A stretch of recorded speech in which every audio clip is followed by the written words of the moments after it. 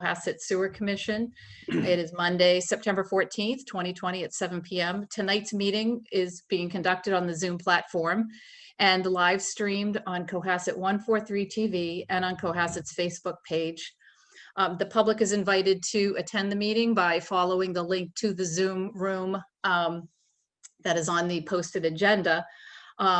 But we're not going to be taking any public comments and questions this evening. This meeting is really to kind of get us all on board with sort of where Cohasset's sewer needs are, what has been done in the past couple of years where there was a study and understanding what that study was. And we are going to have a more robust discussion about recommendations and where to's and what for's at a subsequent meeting next week, where we're asking anybody, including, obviously we'll take any comments from sewer commissioners and select board members next week, but anybody that has questions we're asking them to submit them in advance so that we can make sure we have answers to questions and we're not listening to somebody give us a set of facts that we don't understand the kind of the background to. So that's for next week. Tonight is really for us to get some presentations from our town engineer, Brian Joyce, and also representatives from Woodard and Curran, Rosemary Blackhair and Jason Kreil. I'm sorry if I mispronounced your names. So with that, I am going to open the meeting with a roll call from the Board of Selectmen, and then I'll ask Bill, the chair of the Sewer Commissioner, to do the same with his members. So roll call. Jack Creighton here. Corey Evans here. Diane Kennedy here. Paul Schubert here. Harry Thompson here. And the Select Board is in session. Bill, if you want to do the same for your group. Yeah, Wayne and John, can you acknowledge your presence at this meeting? Yeah, John back here. Wayne, you're on mute. We want to hear you. His IT department hasn't checked in yet. Isn't Bill that what McCown is here. All right, we see him. Wayne Sawchuck. Okay, And Bill. I am here, yes. Okay, we are officially in session, the joint meeting of the Cohasset Select Board and the Cohasset Sewer Commission. So I am going to turn the floor over to either Brian or Chris, whoever wants to get us rolling. All right, I'll just set the table, Diane. So tonight is a joint meeting, as you stated, Diane, of both the Select Board of Cohasset and the Sewer Commission of Cohasset. And tonight there'll be two presentations. The first will be by Brian Joyce, who's the town's director of DPW and also the town engineer. He's going to give a general overview of just Cohasset Sewer, where we are, what it's about, where the plant is, that kind of stuff, and some of the things that are on the table that need to be addressed. And then after he goes through that, Rosemary Blackhair my apologies, of Woodard and Curran, and Jason it's Kroll, isn't it?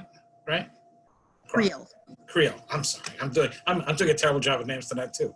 I just don't use Jason. I don't do last names. So Jason, they will jointly present about the comprehensive wastewater management plan that was developed jointly, and talk about the Cohasset aspects of that, and then talk a bit about the regional piece as well. So it'll be Brian talking about Cohasset, then Rosemary and Jason talking about the joint effort that was done to study, particularly with a focus on what was studied in Cohasset, and talk about how this all kind of clicks together on a potential regional basis. So with that. And just before we, with that, there is a half hour built into the agenda at the end. You're on mute again. Thank you. I'm gonna, yeah, comments and questions from amongst those of us in this meeting. So thank you. Thanks, Brian. All right, I'll take it from here. Good evening, everybody. Brian Joyce, Director of Public Works, Town Engineer. I'm just going to set the table by just giving a very general overview of the sewer system as it's been developed in Cohasset and as it exists today. And then, as Chris said, I'll hand it over to Woodard and Curran to talk about the regional discussions thus far. So I'm going to share my screen here, the PowerPoint.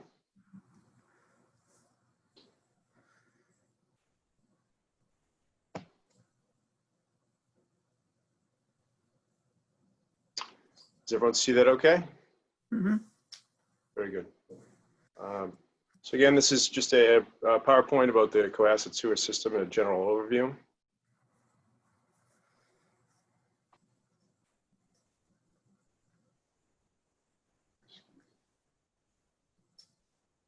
So the purpose, again, provide a general overview of the Cohasset sewer system, the size, scale, and operation as it exists today.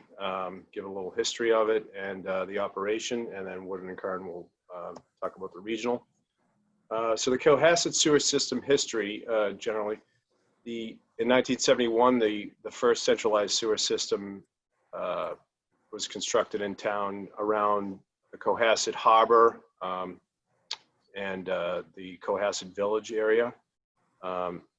In 1998, there was an expansion across the railroad tracks and kind of up the hill, Pleasant Street, Norfolk, Pond Street, and around the up around the high school.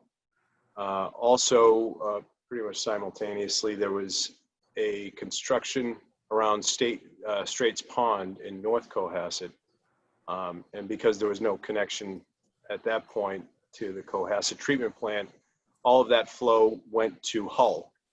So an agreement was drafted with Hull in 1998. I'll talk about that a little bit later. The expiration of that draft agreement is going to be in 2028.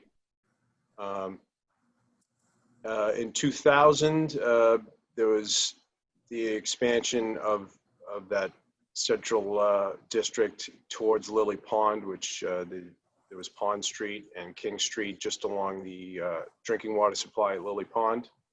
And then in 2009, the most recent sewer expansion was around the Little Harbor and the coastal areas, Jerusalem Road, Atlantic Ave. And that construction connected the dots between the North Cohasset district and the Cohasset treatment plant, giving a lot more flexibility on which direction we can send the flow. In 2000, that was the last major upgrades at the sewer treatment plant. And in town, as of today, we have about 14.5 miles of collection system pipes to convey the sewage. Sewer operations, it's run by a contractor, currently Woodard and Kern, in a long-term agreement. The town is divided into 3 sewer districts. We kind of went over Central, which is around the Cohasset Village and all the way up past the high school to Lily Pond. The North District, which is the green shaded area on the north side at Jerusalem Road and near Hull. And Little Harbor District, which is all of the area around Little Harbor. If you can make out the color, it's a beige on this map. The agreement with Hull, and we mentioned before, is to send 80,000 gallons per day for treatment, and that expires in 2028. Currently, there's 1643 customers, both residential and commercial. Again, 14.5 miles of pipe. There are 9 centralized town-owned pump stations. Those are bigger pump stations, and then there are approximately 700 residential grinder pumps that convey, collectively, they provide the force, the motive force, and the force mains along Little Harbor, North Cohasset to send the flow where it needs to go. Cohasset Sewer Treatment Plant. The existing Cohasset plant capacity is, the permit is 450,000 gallons per day. The current daily average flow as of today is 323,000, and that's a 12-month rolling average.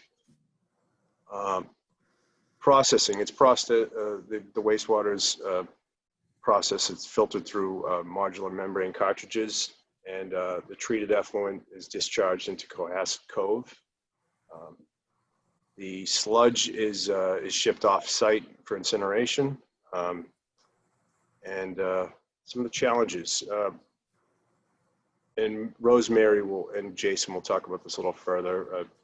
There's been a lot of discussion about regionalization and potential flows around town if we wanted to sewer those flows. And the estimated design flow for all of those priority areas identified were about 300,000 to 550,000 gallons per day. The existing plant is on Elm Street across from the fire station. It's on a small footprint, basically an island in Jacobs Meadow. And it's pretty much fully utilized. So the expansion would be challenging if we needed to expand. If we did choose to do that, it would likely be a vertical, or we'd have to increase storage, tank storage capacity in some way. Sorry. Brian, one second, just to be clear, and this is obvious, but I just want to be clear. It's 300 to 550 additional on top of our current 323, correct? That's correct. Okay, sorry, thank you. And that was all the areas. Sorry, I lost my place there. The treatment plan, again, this is just kind of an aerial photo showing you where it is. Jacobs Meadow is the tidal estuary that's near James Brook. It's it's bounded by Elm Street, Summer Street, Brook Street, and South Main Street. And the plant is smack dab in the middle of there. And the last major upgrade, again, was in 2000. The plant operating permit. Brian, Yes. may I just interject that when we did the Little Harbor Atlantic Avenue, that was a major upgrade. We increased our capacity from 300 to 450,000 gallons a day. That was not in 2000. Well, I was going off the as-built plans on the last. Okay, thanks, John. yeah, you're welcome. So the plant operating permit, the NIPD's discharge permit, it expired in 2012. We're awaiting a new permit to be issued by the state and EPA, which it's likely to require a reduction in the nitrogen discharge limit. Currently, the permit we're operating under is 10 parts per million, or milligrams per liter. And at a lower limit, we'd probably need to do some plant upgrades. Regulators have been actively monitoring the current regional discussions to determine the potential impact on nitrogen and other impacts with the discharge.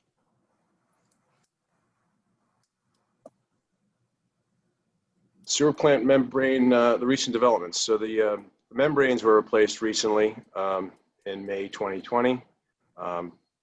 They have a projected operating life of 10 years, so brand new. The plant is running well today. Not so much back in November. So when we went to town meeting, special town meeting in November for the money to replace the membranes, the very next day, we had a failure on train 1, and that required us to do an emergency diversion to Hull.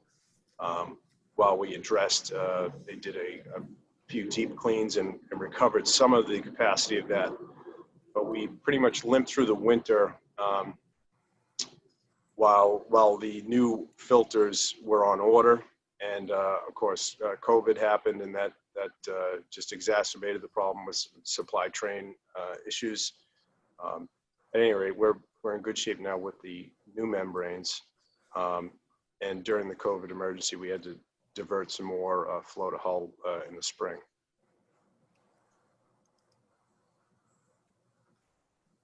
Environmental impacts. The Cohasset Cove and the water quality in Cohasset Harbor is heavily influenced by the Scituate Gulf and its tributaries.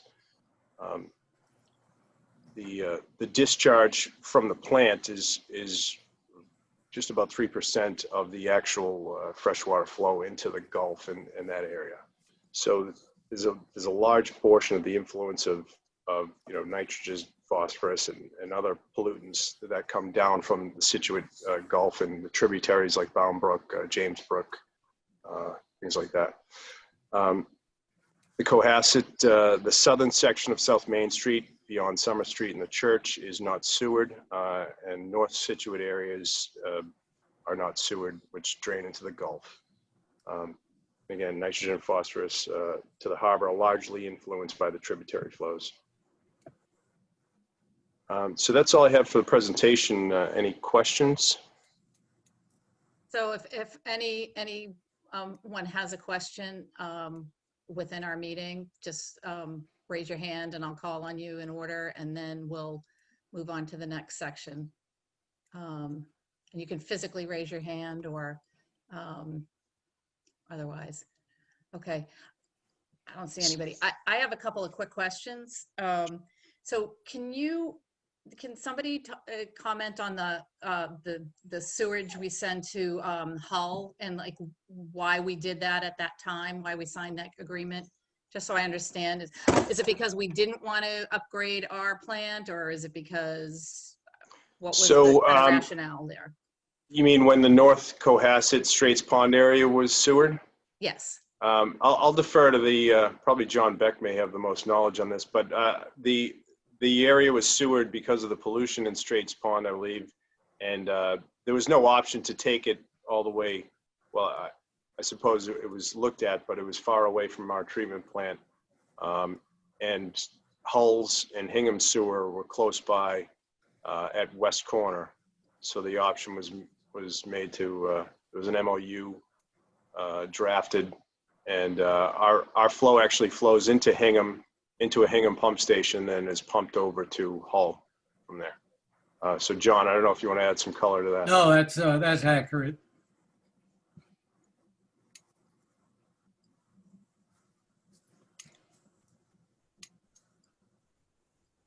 Dan, you're muted again. I have a cat that is trying to crawl across my keyboard. The permitting, how often are those, do we get re-permitted, and are there complications to that need to get addressed, and upgrades that take place in order to get re-permitted every X number of years? So I'll pass the second portion of this over to maybe Rosemary or Jason, but it's not, I guess, it's not atypical that permits expire and then you continue to operate until the state and the feds issue you a new permit. And not drinking water, but discharge permits usually get stringent, more and more stringent, and limits decrease over time with the next permit. If I may, ahead, John. Brian, the NPDES permit is for 10 years. And it expired 3 years ago. And the state has been debating whether or not they want to increase the nitrogen limit primarily. And they haven't reached a conclusion. They've had a lot of change in personnel, so it just goes on. And they allow you to continue operating under the terms and conditions of the old permit, if you will. So it's really on their end in terms of setting the specific metrics by which they would be evaluating the new permit. Yes. Okay. Corey, did you have a... I think it was 2012, John, it expired. Whenever. That's a long time ago. Corey, did you have a question? Then I see Jack has his hand up. Yeah, just I noted the location. Is that in a floodplain, or where the plant is now? Yes, that's in a FEMA flood zone. Okay. But the elevation of the tank is above the floodplain elevation there. And are all what's the status of all the other equipment besides the tank? I mean, pumps, is that all, has it all been protected and raised up, above the FEMA levels, or?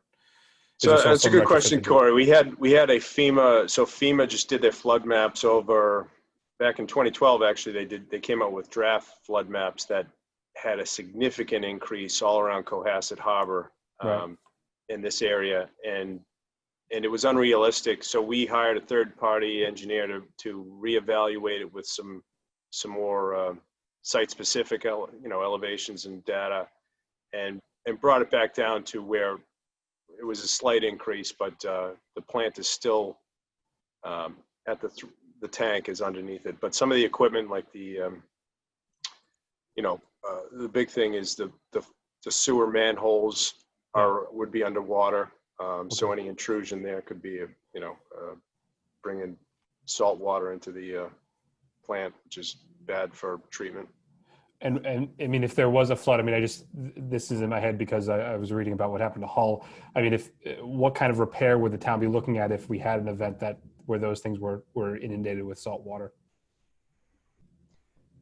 That's kind of a hard question. Sorry. Yeah, I mean, I guess it depends on the damage. I mean, Hull's treatment plant is a lot different, and I think a lot of that telemetry was damaged. Our telemetry is not, right at floor elevation there. Okay. Jack? Yeah, just a little point of information. Got a lot of feedback in 2012 when they redid the FEMA maps. And they had used data derived from other parts of the country and they applied it to New England. And a lot of times it overstated things, but there was a lot of that going on.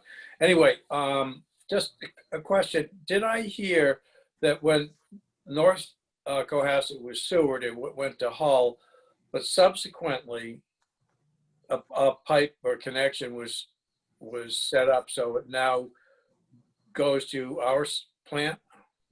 That's correct. So when Little Harbor was constructed, the Little Harbor connected to North Cohasset, and recently, in the past 3 years, the Sewer Commission has, decided to take a little bit more flow back to our plant because the rates in Hull are higher. So it's it's 950 Cohasset rate to I think 1450 Hull rate. So right now, right now just the very end of Jerusalem Road is going to Hull, not the entirety of North Cohasset, which it was when it was first constructed. But we obviously retain a pipe and a connection that is usable. And do we know the rough capacity of how much that connection could handle? It's permitted at 80,000 gallons a day. Okay. That's our intermunicipal agreement, up to 80,000. We currently have 52 homes that cannot be reversed to our treatment plant because they pass into the Hull Street Hingham sewer pipe actually, and then go on to that transfer station in Hingham and then to Hull.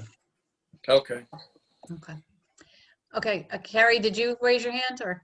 Yeah, I was going to echo that. I know the FEMA flood maps have been controversial and a problem the past few years, but we do need to be thinking both short-term and long-term. And I know our congressional delegation and senators are also very concerned about that too. So it's like an all hands on deck thing as that changes throughout the years. Corey? I'll Yeah, get to Wayne after Corey. Oh, great. Sorry, Wayne. Just to follow up to Jack's question. So we're permitted for 80,000, or that's the municipal agreement. Are the pipes in the ground, the actual, infrastructure able to handle more than that? So when we did the diversion, we did pass up to 130,000 gallons in a day. Okay. Since we had the declaration of emergency, the selectmen declared an emergency when we had the membrane failure. So we did a diversion, and it did pass up to 130,000 gallons a day. But in that time that we were diverting the entirety that we could divert to Hull, we did have a couple of breaks, pressure-related breaks. So, it's something to consider that, we were fortunate that we were able to take more flow back to our plants. But if we, Rosemary will get into the specifics of one of the options for regionalization. But if we took the flow from Scituate and brought our plant to capacity and then sent the equal amount of flow to Hull and had a break, we need just a backup plan if we did something like that, so that we can divert flow where we need to. Okay, so it sounds like it did it, but maybe it was over design, or just, it wasn't really up to that task. I think it's important to recognize one thing, Corey. The system was never designed to pass more than that 80,000 gallons. That's what exactly. Yeah. That's what I figured. It did take it, but it also It wasn't happy. Yeah. It was not happy. and the result was a pipe rupture. Yep. See, well, enough said about that. Didn't work very well. Fully understand. Got it. Yep. Wayne, did you want to make a comment? Unmute yourself. Wayne, you're on mute. Wayne, you gotta mute. Nope. Okay. There you go. Okay. I want to mention over the last 3 years, we've inspected nearly all of the manholes that potentially could flood and to make them watertight with new gaskets and going through it. So like all along Border Street, by Atlantica and stuff, all those manholes are all been basically refurbished and repaired and ready should the water go over the street like it has in the past. And so we are very interested in not having those flows go into the system, so we have to treat it and then pump it back out the ocean. Great. Thank you. Any other comments? Bill? Unmute.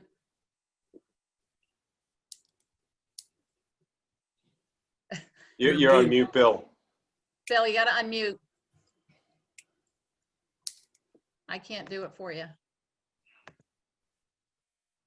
Yeah, my IT department is on strike, sorry. There you go.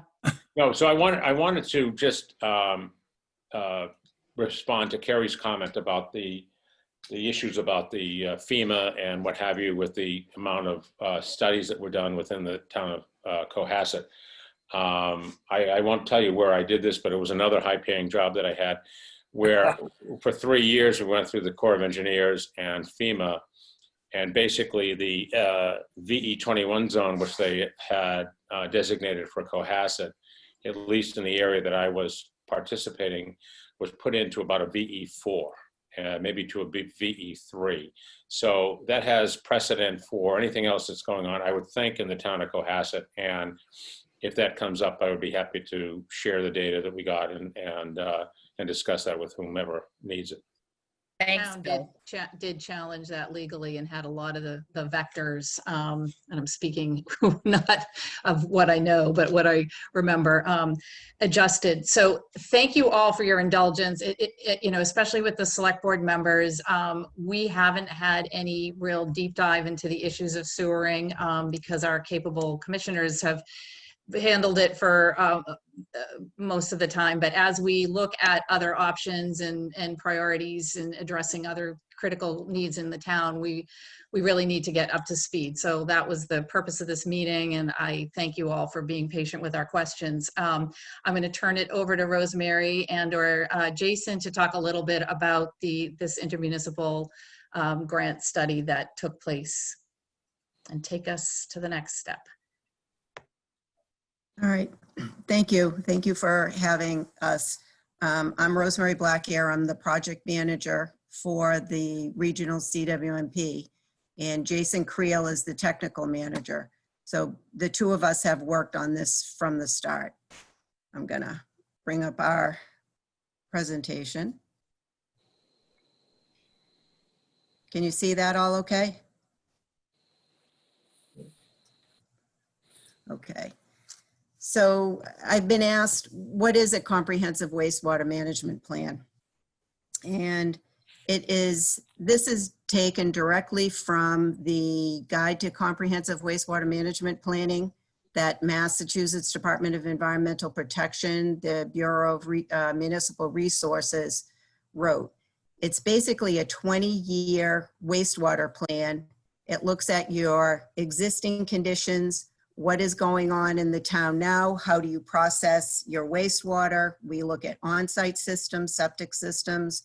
We look at your current sewering, if the town happens to have some sewer. We look at future conditions. What is the town going to need upwards of 20 years from current? We look at all the reports that you have done to date on wastewater planning. We look at your water use, should you have municipal water. And we work with the town in looking at what is a suitable alternative. An alternative being, do you stay with your on-site systems? Do you go to an off-site system? And we evaluate the alternatives. We come up with a preferred priority or a recommended plan. We look at alternatives in environmental resources. How does it impact, whether it's wetlands, floodplains, natural heritage, endangered species? We look at financial, looking for a plan that is affordable or at least has potential for funding options through the Commonwealth, a schedule of implementation, draft cost estimates, because again, you're trying to plan 20 years, so you're carrying costs. So that's exactly what a CWMP is, and it's applied as specific conditions ask for in each community. So how did the regionalization effort begin? And back in February 2017, I was asked to attend a meeting that Cohasset was hosting at Wilcott Commons, and there were 4 communities there. My understanding was Cohasset, Scituate, Hull, and Hingham wanted to open discussions about potential regionalization, sharing of resources, how each town was currently handling its wastewater. There were other consultants there at the time. I know we had the big room in Wilcott Commons, and it was pretty full. It was looking at what each town, I know each town manager, town administrator spoke at this meeting to explain how each town was currently processing wastewater. And the discussion kind of centered around, what are we going to do in the future? It is a realization that environmental laws are not going to get easier in the future. Are we set, as each community set, to not only handle your existing needs, but future needs? And is there really a potential to share some resources? You know, sharing of resources, whether it was, I remember a specific conversation about sharing a Vector truck or sharing staff. And these conversations went on. We separated into the larger group, which included the town administrators, town managers, and we also had a technical group that consisted of town engineers, superintendent, wastewater staff.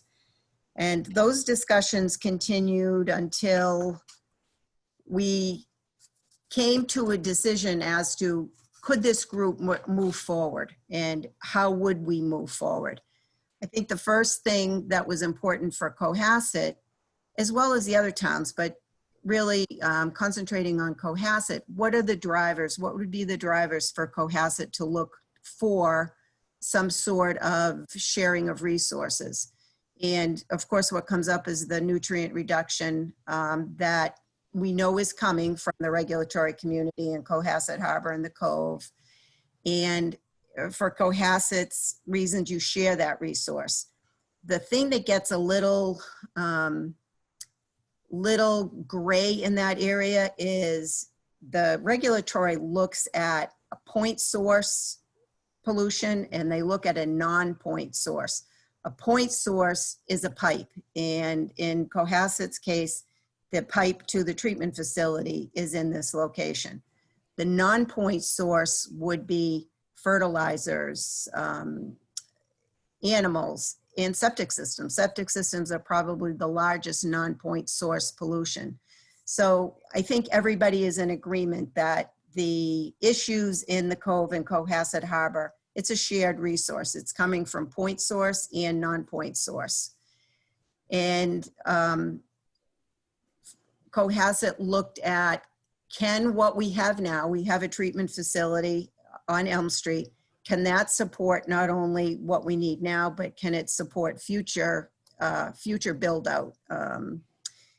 So looking at the viability of some sort of regional approach, again, it's trying to figure out what is Hingham doing, what is Hull doing, what is Scituate doing, what are their needs, and can those needs be bundled into something that not only are shared resources, but shared responsibilities.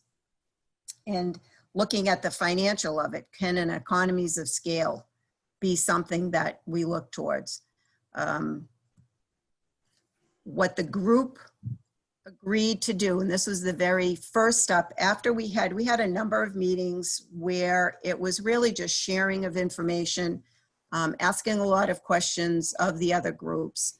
We did this for about 8 months, and we came to the conclusion that if this was going to keep going, what is the real feasibility of any kind of regional approach? And the group agreed to do what's called a viability study or a feasibility study. And is there really an opportunity to do some sort of regional that would be a win-win-win-win for all? And we looked at the 4 towns, and I know Hingham came to me and said, Hingham really has not done any wastewater planning, where the other 3 towns had done quite a bit of wastewater planning. Hingham had not done its wastewater planning, and they were going to drop out because Randy couldn't get the financial support at that time from the town. The town had other projects that they were moving forward on. The cost to each town was just a little over $9,000 to do this viability study. So I tried to talk Hingham into staying in, because I was at that point working with the state to try to see if I could get some sort of grant that would pay for the first phase of a real CWMP. So Hingham dropped out. The 3 towns, Cohasset, Scituate, and Hull, moved forward with the viability study. Woodard and Kern was contracted to do that in October 2017. And in February of 2018, the viability study was complete. And it was done working with the group. We met regularly with a technical group. We had representatives from all 3 towns. Wayne attended a lot of those meetings with us on the technical level to represent the sewer commission, because that was important. And what we did is we looked at all the data that we could get from the town, your previous reports. We looked at water use records, looking at alternatives, looking at capital costs. And the result of that was, it really probably makes sense to continue to move forward with this. We had really just touched the tip of the data. And at that point, Woodard and Kern had applied for, and the town was awarded the full amount. The $200,000 was the maximum grant. It was an efficiency and regionalization grant. And I have to say that part of the reasoning for that is we had invited the Environmental Protection Agency, who is the federal level of your NIPD's permits, that's the surface water permits, and they partner with the Mass DEP in managing those permits. We invited them from day one to come to the table because we wanted to make sure that anything that we were doing, spending the town's money, it was going to be beneficial to them in the end. And if we were going to go somewhere where the regulatory people were going to question it or not approve it, we wanted to know very, very early. So with that, the 3 towns were awarded the efficiency and regionalization grant, and the outcome of that viability said, yes, let's move forward with the phase 1. So the phase 1, it's a regional comprehensive wastewater management plan. That was contracted right after the viability study was completed. Again, it was fully paid for, so there was no capital output required by either of the 3 towns to do this CWMP. The viability study, each town contributed, I think it was like $9,999. And to go into the CWMP, we were working fully under a grant. The phase 1 was completed in May of 2019. We looked at a number of alternatives. And I have to say with Cohasset, we worked probably more with Cohasset on looking at areas of need. I think Cohasset had some CWMP planning done, but we looked at 6 different variations to come up with a preferred priority. What are really the areas that most could agree on needed something in the future? And we came out with 4 regional scenarios. We looked at preliminary cost estimates. That would be for a collection system. We looked at, one thing that we did not do, and we were directed by the town, is we did not look at costs to upgrade the existing Cohasset wastewater treatment facility. That was just a town decision. They said they didn't want us looking at that. I think there were too many things that were in question, a new permit, you know, we don't know. We can speculate what a new permit would look like, but because a draft had not been issued.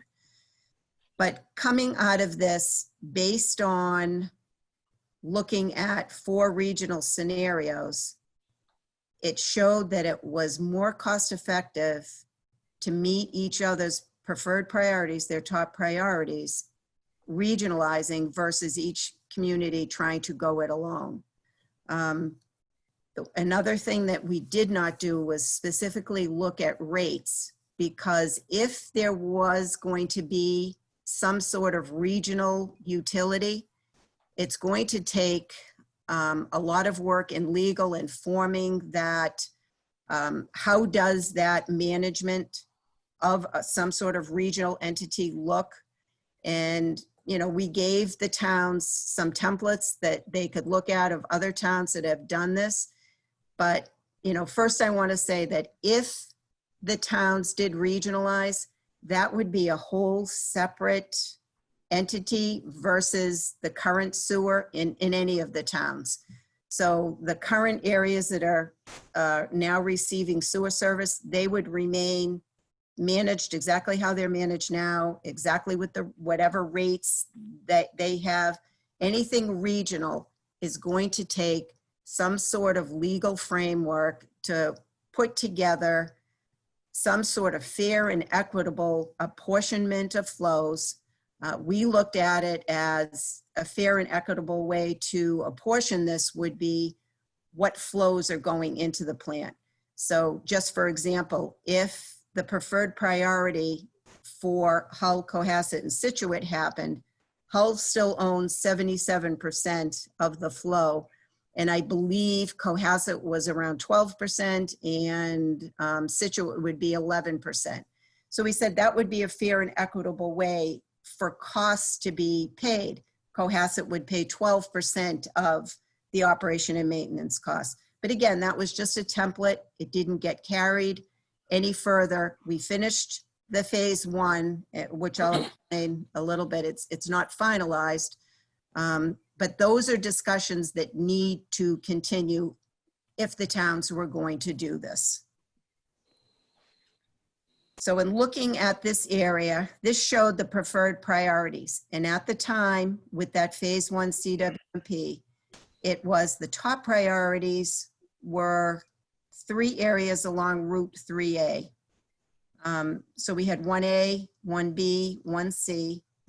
Then we had needs area 6 that abutted Route 3A, and then South Main Street for Cohasset. And the top preferred priorities for Scituate, the number 3 was their top priority, which is where their train station is, the downtown area. And again, it's the areas along the water resources that are shared.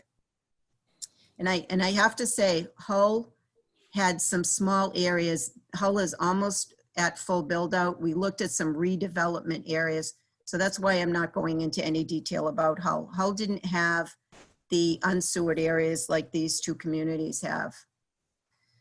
So once that was done, I think Wayne had some ideas during the technical meetings, and Wayne suggested, what if we look at bringing Scituate's needs areas down South Main Street, which is a preferred priority area for Cohasset, and bring Scituate's flow into Cohasset's plant, and at the same time take North Cohasset and Little Harbor areas, divert those flows to Hull to open up the capacity at the existing plant in Cohasset.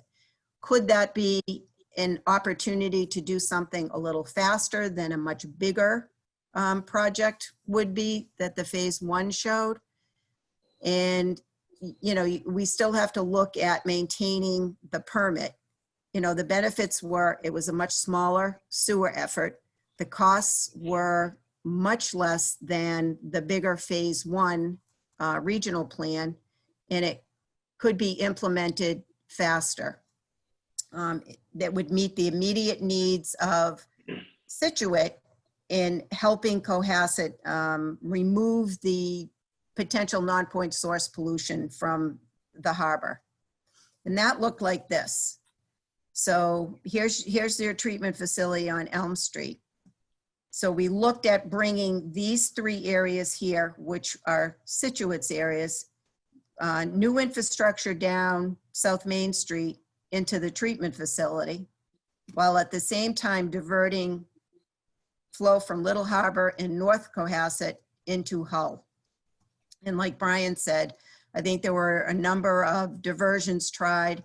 There were amounts anywhere from 100,000 gallons per day to 130,000 gallons per day diverted directly to Hull. And at the same time, it was determined that the flows from these 3 areas exceeded, and together with the South Main Street, there was a small targeted area on Route 3A that was about 30,000 gallons per day. And Scituate had a 40B development here with flows about 30,000 gallons per day too, I believe. But it was determined that you could divert some flow to Hull, but not the 130. As Brian said and John Beck said, the infrastructure up there was never meant to service more than 80,000 gallons per day.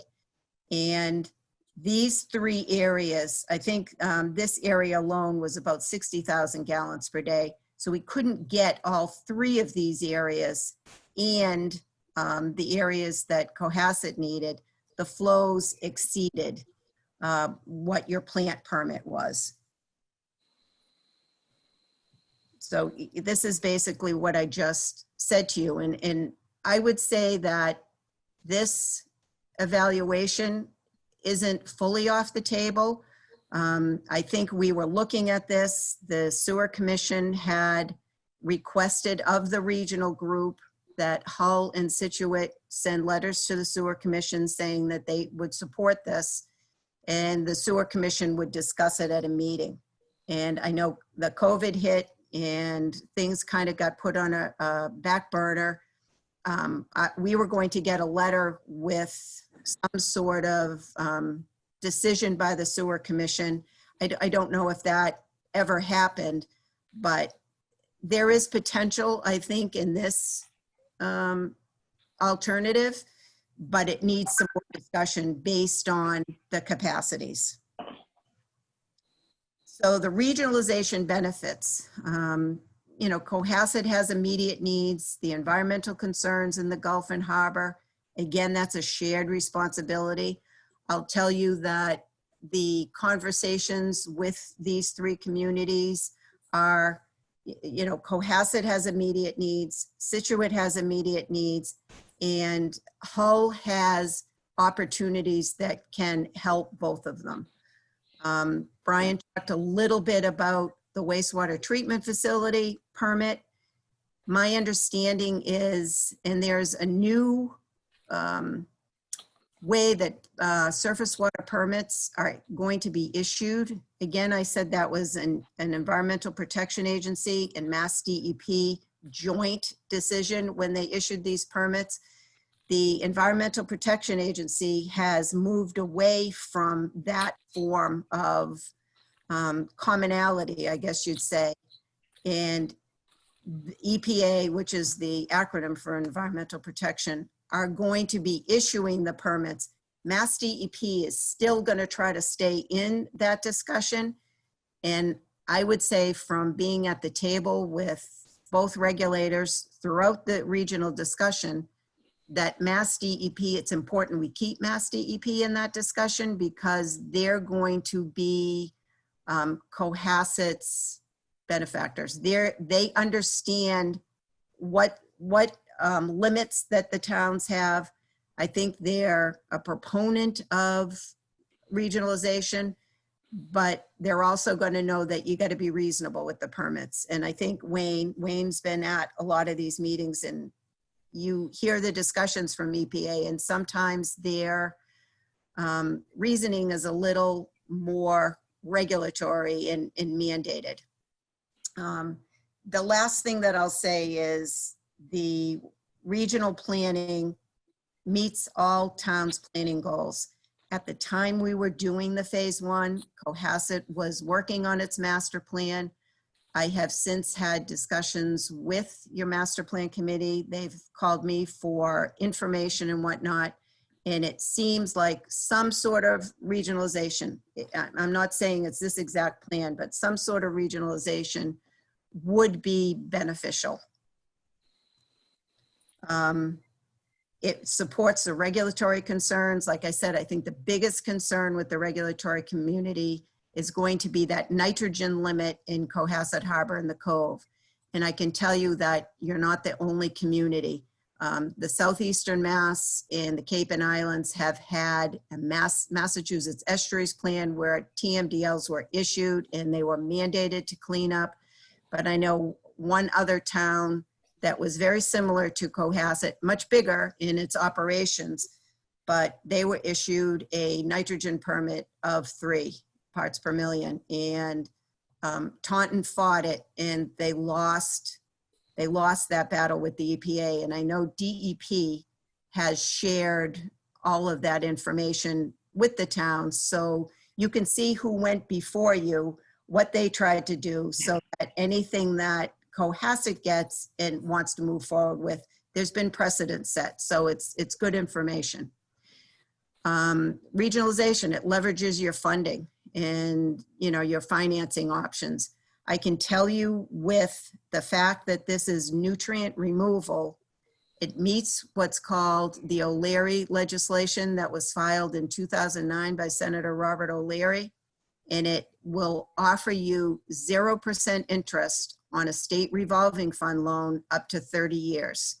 So anyone that can meet the nutrient removal criteria, you have to have a CWMP. You can't be under any kind of consent order.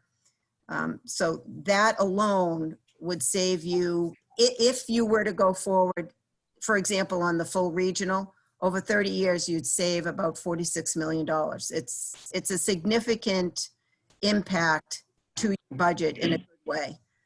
The regionalization would qualify for a MassWorks grant, which are, everybody knows they're highly competitive.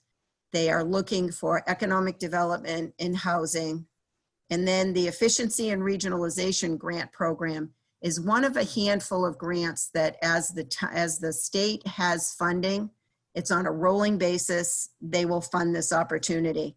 And I think what's an opportunity for these 3 towns and possibly Hingham, if we could get Hingham to step back in, that type of grant could maybe help fund that legal framework that the towns need to do to form some sort of regionalization entity if that were to happen. Economies of scale in operations and maintenance.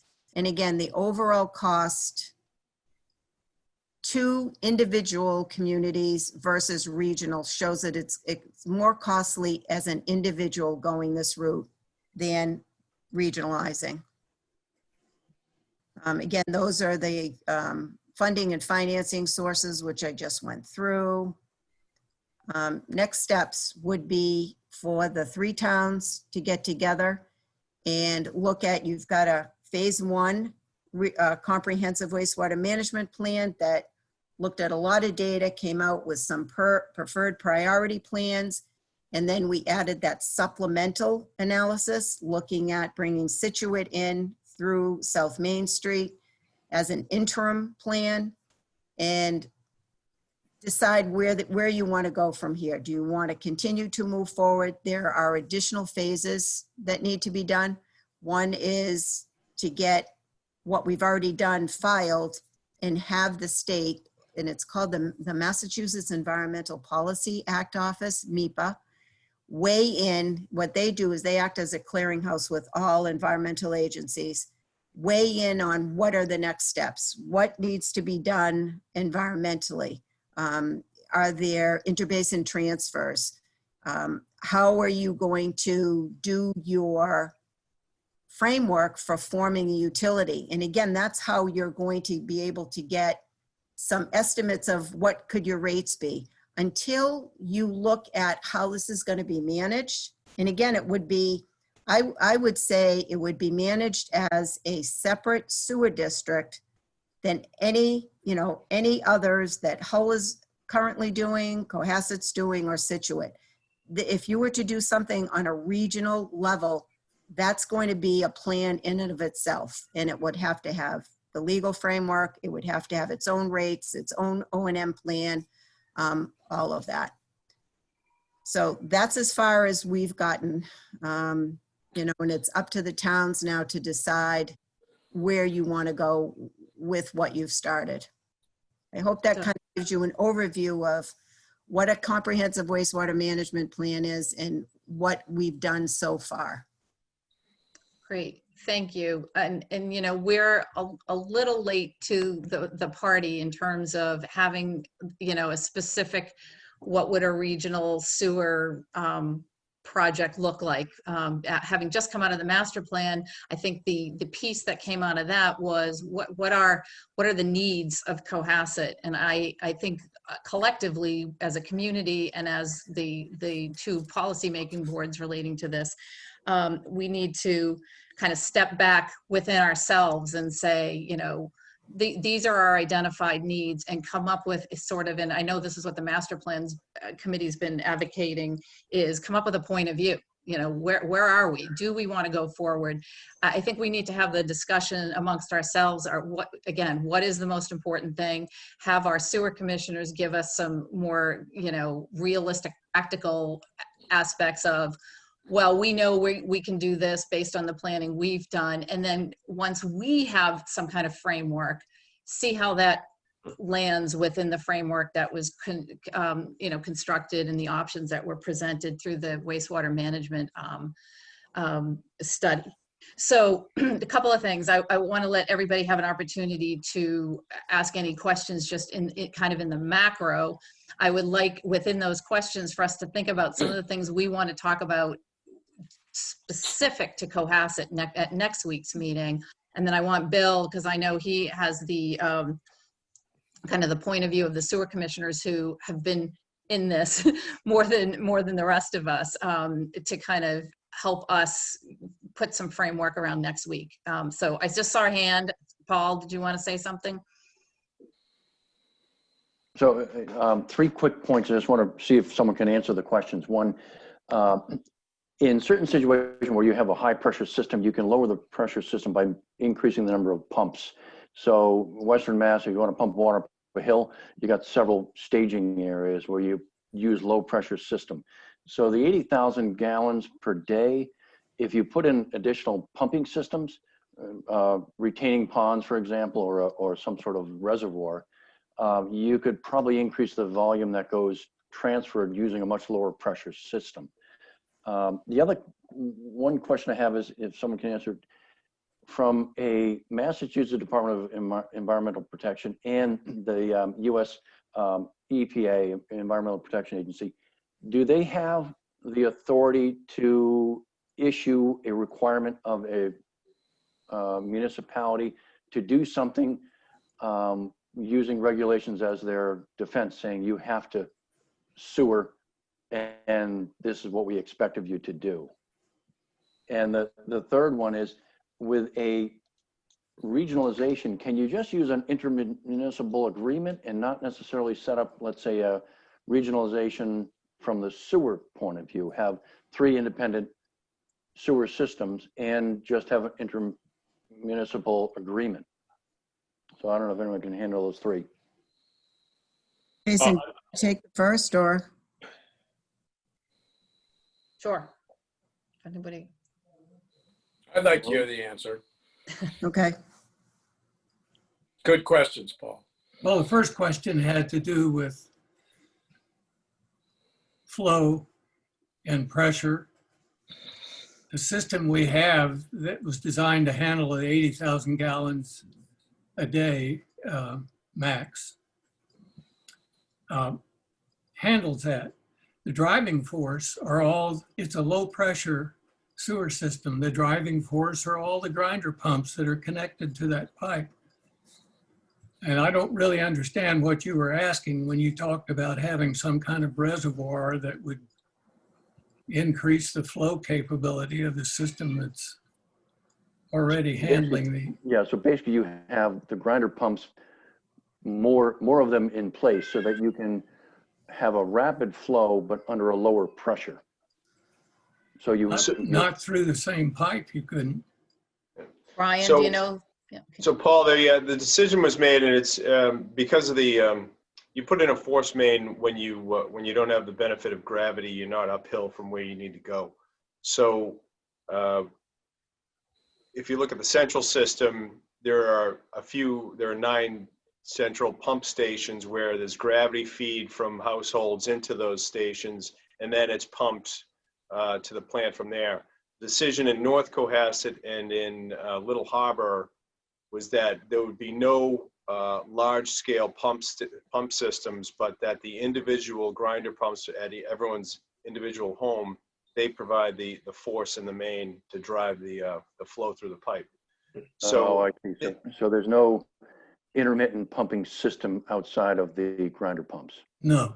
no, Oh, not in Little Harbor. So everything basically north of the town common right. is individual household grinder pumps that provide the force in the main to get it to where it needs to go. So what if you put in a pumping station? That could lower the pressure of the system. You'd have to have a new pipe. And let's get into the weeds of those kinds of practical, technical questions next week and costs and all that jazz. Because you're not digging up Jerusalem Road on my watch, tell you that much, for a pumping station. So Paul, there are a bunch of ways to skin the cat. There are ways, like you said, to sorry, I am.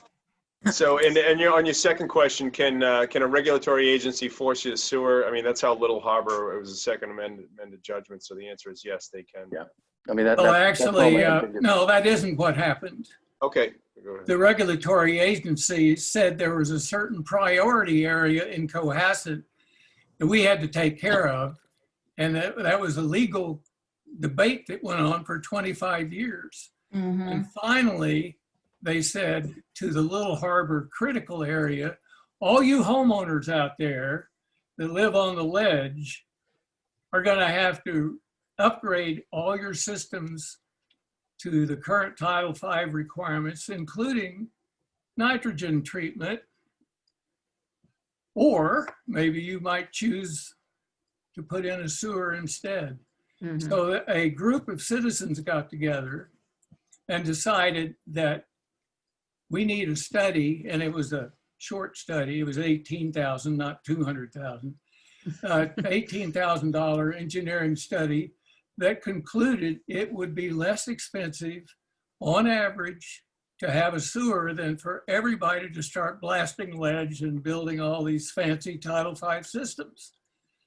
The Sewer Commission at the time listened to this logic and said, good idea, as long as you all pay for it individually yourselves. So all the Little Harbor Atlantic Avenue system was paid for 100% by the owners of the property and paid either through betterments. Well, it was a betterment assignment. So whether you paid it off or took the 3% money for 20 years, that was up to you. But it was not dictated that we have a sewer system. They simply said, you got to meet all the Title V current requirements. No, I understand that, but my question is, can the EPA or can the Mass Department of Environmental Protection put down the requirement that the town or a region of the town or a region of two towns have to come to an agreement and clean up the water in effect, or clean up the outflow, or force them to sewer. Can I answer that? Please. They can, because they are tying it to your National Pollution Discharge Elimination System, your NIPD's permit. Cohasset has the point source, which is the pipe, and they can do that through your permit. Okay, that's what I thought. Thank you. And these, I'm sorry, would you say that again, Rosemary? I'm sorry, I didn't quite follow you. It's EPA and DEP can mandate that through your NIPD's permit. So they are not saying you have to sewer. They would just say with your permit, you have to meet this number, which I don't know what the number is, and you have to meet that through your source, which is your pipe. Well, his question was, can they order you to sewer? And your answer is, no, they can't. They can change your permit requirements. Right. They can. It might encourage you to do something, but they cannot order you to sewer. No, that's what I said. But they may not allow a extension of the permit, or they may not issue the permit. Well, I'll tell you what, they're not going to shut down a sewage treatment plant and have you just start dumping it into the harbor. No, I understand, but they could force a reconciliation to allow for a given length of time, saying you have 3 years of a limited permit, and then in 3 years you will have to limit your effluents going in the harbor.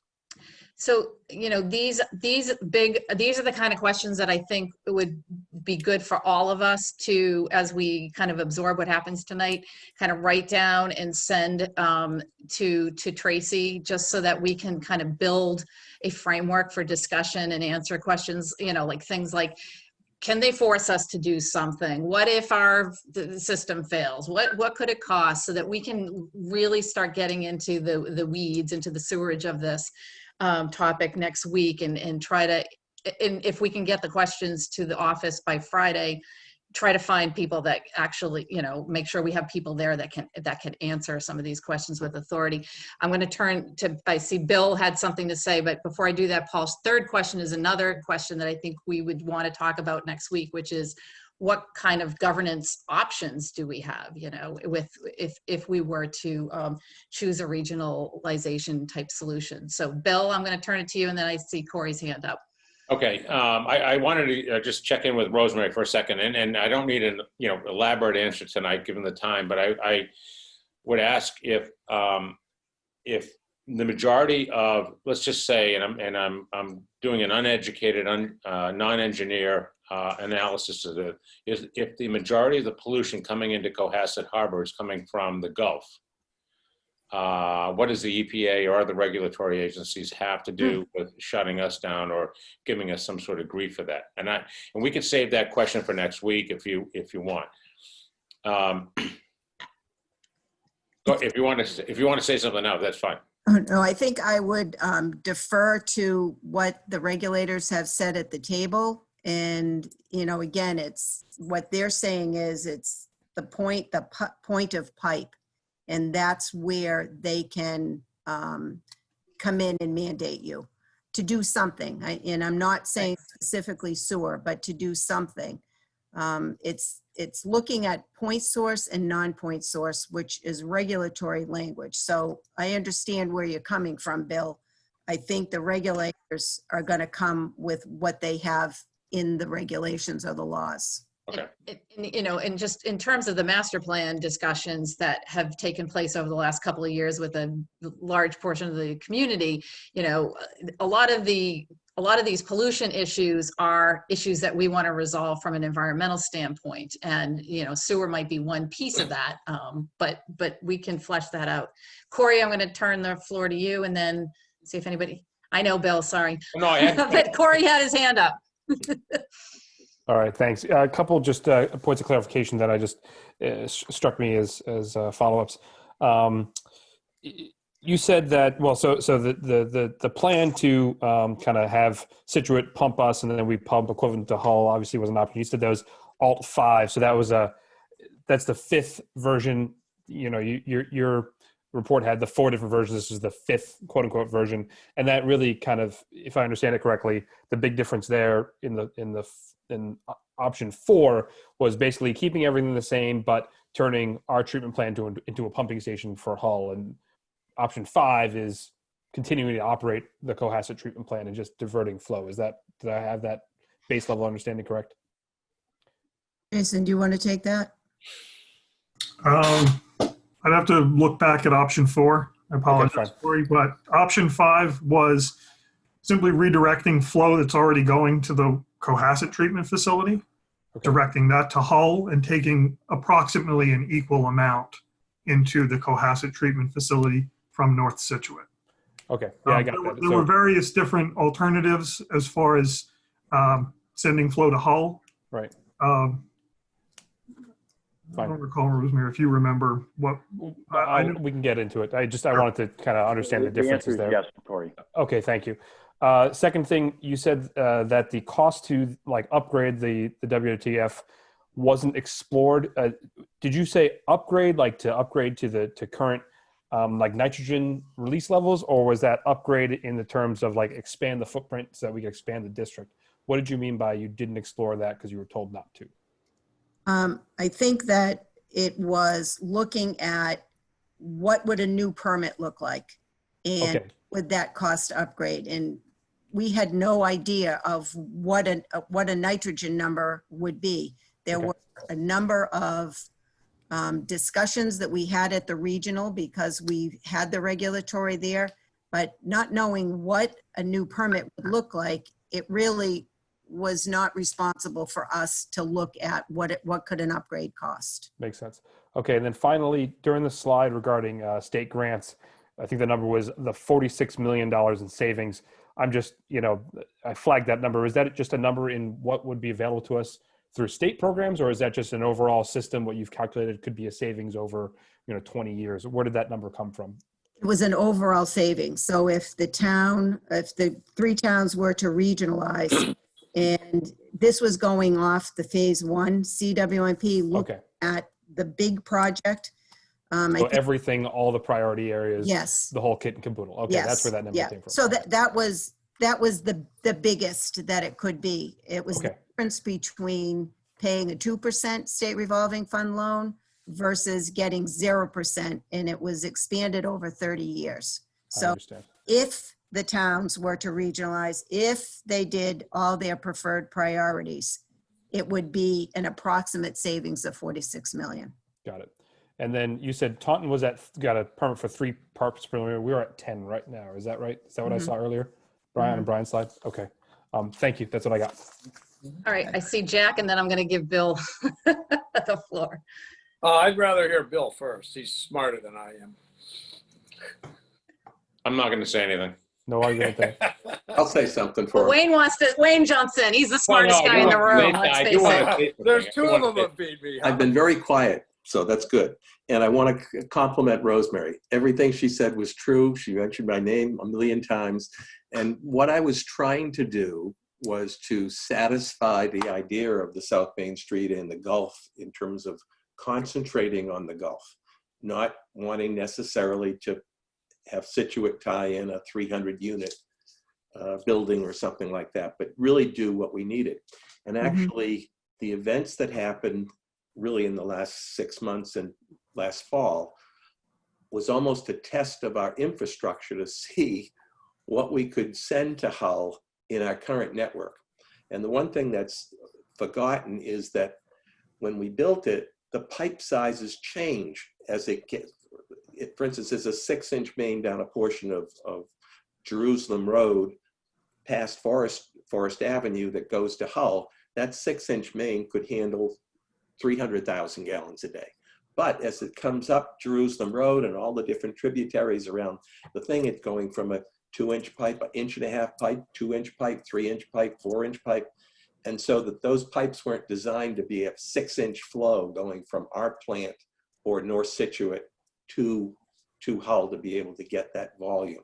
So when we had the break and we tried to say, let's try to divert as much flow as we can in the shortest period of time and opening up all these different valves. And Brian was fabulous with pulling the plans out and saying, well, we can't do this, we can't do that. And it was remarkable that all the valves worked that had been shut off in different areas so that the flow was coming first from our taking flow from Hull, bringing it back to our plant. That happened seamlessly. We had no breaks, no valves malfunctioning, no anything.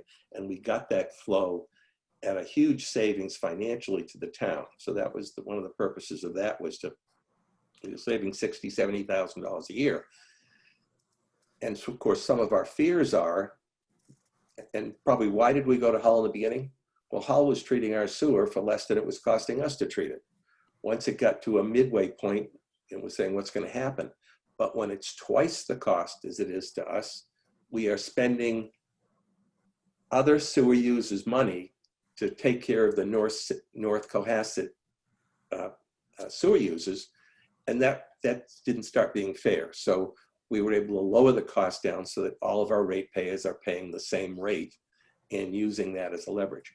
However, one of our problems with Hull is that they will not, they really don't really want to negotiate with us in some of the things that we're asking for answers with. Of how much was it going to cost us? And, you know, things that people have to be somewhat fair.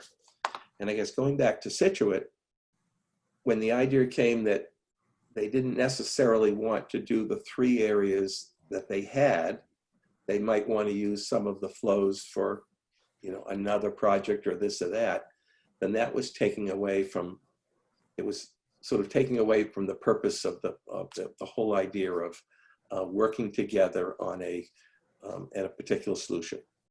And I guess I'll end with 2 things. One is that you have a 3 or 4 page report, which was a nice history of where things are. And we still have questions for Rosemary and others. Is there a way that we could have an offshore discharge so that, in fact, although it's a point discharge, it's not called a point discharge. So Hull has a pipe going out to the ocean far enough out that that's not considered a pipe going out to the ocean. So your nitrates can be 50%, doesn't matter. That sort of doesn't make sense to me, you know? And we did finally do some estimates to our consulting engineer, and he's come up with a number, and it's probably $1 to $3 million to take nitrates down to 4 or 5%, and 3% is one of those numbers that starts getting to be you know, you're getting close to drinking water now, and that can cost a little bit more money.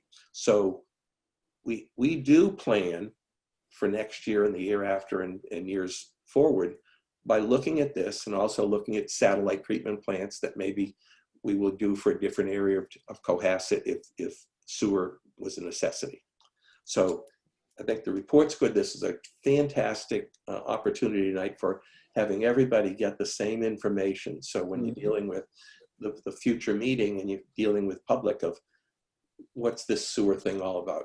Well, it was really about diving into a lot of different alternatives, and in fact, looking at the costs. And the costs, of course, are very, very significant to do the entire operation of, you know, taking everything from Cohasset, everything from Scituate, and everything, and going to Hull. So that's Wayne, did you say it was $1 to $3 million to the quotes you got? I was trying to write that down. That was an estimate that Dan Coughlin had for reducing nitrates, but not necessarily to the level that we don't. In other words, the lower it is, the more it's going to cost. Yeah, but there are capabilities today, based on the flows we have, that we can do something significant for that amount of money. Within the existing facility, not including moving the pipe.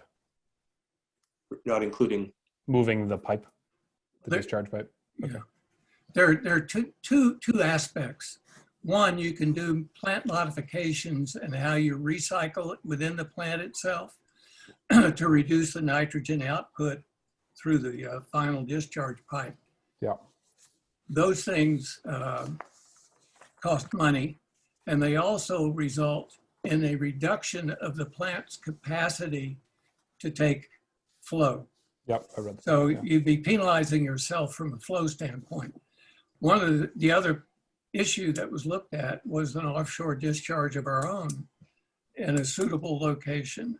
That would be considerably more expensive, and it would still have a nitrogen discharge limit assigned to it, but the probability that they would reduce for an open water discharge the amount of 10 ppm today, the probability that they would impose a further reduction is very, very low for that open water discharge. All of this is speculation at this point, however, and would require a considerable amount of study. And as you can imagine, laying a pipe. But that's one of the things that in our notes to everyone, which I presume everyone got, that we think we should sit down with Scituate and talk about between the two towns. If they decide, for example, that they want to process their own sewage, that rather than ship it somewhere else, either by modifying their existing plant or building a satellite plant to deal with North Scituate, that changes a lot in the equation. And there might be an interest in that circumstance to share the cost of an offshore discharge between Cohasset and Scituate. More locally. Can I ask really one, like, maybe dumb question just generally? What happens if we exceed our system's plan? Like, do we have to stop building? Are we forced to build something? Like, what happens if we hit that limit of sewer capacity? Out of curiosity, does anyone know? You can't have any more expansion. Well, you certainly couldn't. And I guess you would. We couldn't permit more buildings? It depends where it is. It depends where it is. If it's perkable land, maybe. But if it's in the place where you can't, no. If we're done, you're done. Okay, so the state would not allow us to connect any more facilities. Okay. I think we would plan on having a satellite plant in the Beechwood area or someplace like that. Sure. That's the reality. Is if we need that, we would look. And by the way, we've done studies in the past of probable locations for a satellite plant, because what if we have to protect the reservoir, for instance? Of course. We should have sewer up there or other areas. More than we already do. Yes. Do you guys have those Corey, posted on the site or something so we can read those too? Just to add to that, in the permit, there's a threshold of 80% capacity. Once you hit 80% capacity, you're required to do a CWMP. So 80% of the 450 is 360. Right. So if We're close. right now we're at 320-ish on a rolling average. And if we connect, 3A and Sawyer Street there, we're getting close. So I did Wouldn't- promise, sorry, John, I did promise a few people that we would try to wrap up at 8:30, because honestly, we recognize this conversation will go on for 5 more hours, and we're going to do whatever we can in terms of scheduling all of us to have these conversations and then inviting the community in so that we're all at a point at which we're talking about the same things and we've prioritized the questions. So again, to all of you here, thank you. And Brian and Rosemary in particular, thank you for the presentations. I would like to encourage everybody to also read the Sewer Commission's memo, which we got a couple weeks ago, and then submit questions so that we can build a framework for next week's meeting. I let Jack had his hand up earlier and he deferred to Bill and then deferred to Wayne. If you're good, Jack, I'm going to turn it over to Bill.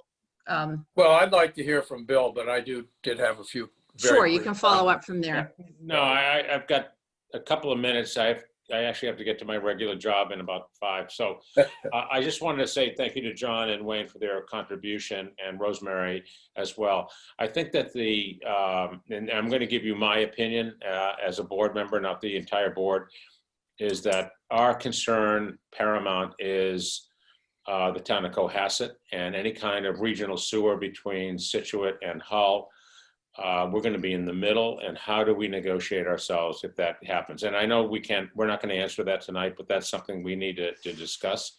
And I think all the other points are relevant, but I would like the select board to be cognizant of the fact that having a regional sewer might be a glittering jewel, but it's not if we don't have something that protects Cohasset's interests for the long term.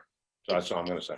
And before I turn the floor to Jack, because I mean, I agree. To me, it's what are our priority needs in Cohasset? What are our, potential risks going forward with the plant, with capacity, with building, with everything? And once we know that, are there economies of scale or other things we can get through whatever, through building our own plan or regionalizing or whatever it is? We don't have those answers yet. But we have to pursue them with haste, I think. Jack. I agree, Diane, and Rosemary and Jason, thank you for all your good work. I think you've given us a pretty good overview of the benefits of potential regionalization, but I think I would echo Diane and Bill and Paul and everybody except for Carrie hasn't said anything yet, but we're a Cohasset select board and we need to take care of our town, and there may well be a way where we can deal with this and keep control of our destiny. And I think that being kind of in the middle of the sandwich between Scituate and Hull, who answer to their own needs, is not something that we want to be in. And we certainly don't want to be in that kind of situation in a structure in which those two towns control the structure. So I think we have to be a little careful, but this has been a wonderful thing. And I think and the sewer commission, they've done a great job, and thank you very much to the three of you guys. Okay, any last minute comments, questions? I encourage all of you to put it out there amongst your networks, just if people have general questions, they're not necessarily going to get all answered, but to the extent that we can have kind of a roadmap of the kind of questions and the topics we're going to have for next week, Bill and I will work with Brian and Chris to put together that conversation like we did for tonight, and we'll move these discussions forward. So, all right, Bill, you want to adjourn your committee? I will ask the sewer board to confirm that we are adjourned. How about a motion? I move we adjourn I the second. sewer commission. Second. All in favor? Aye. Okay. Roll call Thank vote. you all very much. And for the select board, again, Rosemary, Jason, sewer commissioners, thank you all very much. We got a lot of work to do, but we're going to do it, and we're going to keep the conversation going. We will have somebody from master plan obviously come in and talk to us, to be part of the conversation next week. And I'll ask for a motion to adjourn. Motion to adjourn. Second. Okay. Oh, sorry, we got to do a roll call. Jack Creighton, aye. Ray Evans, aye. Diane Kennedy, aye. Paul Schubert, aye. Terry Thompson, aye. Okay, we are all adjourned. Thank you. Have a good night, everybody. Thank See you. See everybody later. Stay healthy. Thank you. You as well.